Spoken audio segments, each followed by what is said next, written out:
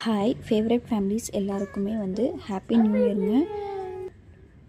நம்மளோட சேனலில் வந்து ஒரு 20 டேஸாக வந்து ப்ராப்பராக வந்து வீடியோஸ் நான் வந்து போடலைங்க. இனிமேல் வந்து கரெக்டாக போடுறேன்.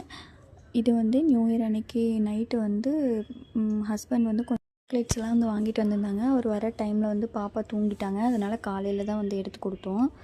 நியூ இயருக்கு வந்து பாப்பா போட்டிருக்க ட்ரெஸ்ஸு பார்த்திங்கன்னா அவங்க அப்பா தாங்க ஆசைப்பட்டு வாங்கினாங்க. பாய் ட்ரெஸ் வந்து ஒன்று போட்டு பாப்பாவுக்கு பார்க்கணும் அப்படின்னு சொல்லிட்டு வாங்கியிருந்தாங்க. அது வந்து நேற்றாங்க நாங்கள் போட்டிருந்தோம்.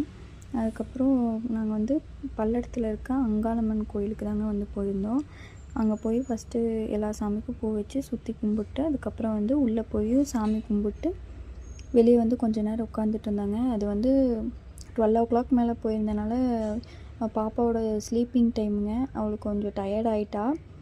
அதுக்கப்புறம் வெளியே வந்து சாமியெல்லாம் கும்பிட்டு வீட்டுக்கு கிளம்பியாச்சுங்க. போகிற வழியில் வந்து ஒரு கடைக்கு போய் அங்கே வந்து ஐஸ்கிரீம் சாப்பிட்டு அப்புறம் வந்து வீட்டுக்கு வந்து கொஞ்சம் பார்சல் வந்து வாங்கிட்டு வந்திருந்தாங்க. வீட்டுக்கு வந்து அதெல்லாம் சாப்பிட்டு நல்லா தூங்கி ரெஸ்ட் எடுத்துகிட்டு ஈவினிங் மேலே வந்து கொஞ்ச நேரம் வந்து ஜாலியாக வந்து டான்ஸ் எல்லாம் பண்ணிவிட்டு அந்த டே வந்து எங்களுக்கு ரொம்பவே சூப்பராக போச்சுங்க.